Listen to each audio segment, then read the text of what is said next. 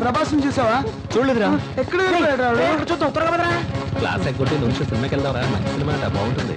ప్రభాసం చూసావరా? చూడలేదురా. Bathroom లో ఉన్నారా? పదరా పద.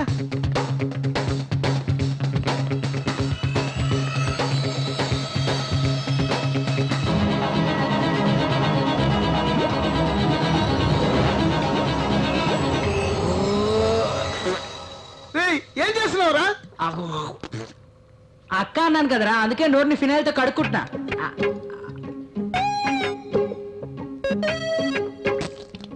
అక్క నువ్వే పిలిచావు కదరా, అందుకేగా నోరు కడుక్కుంది.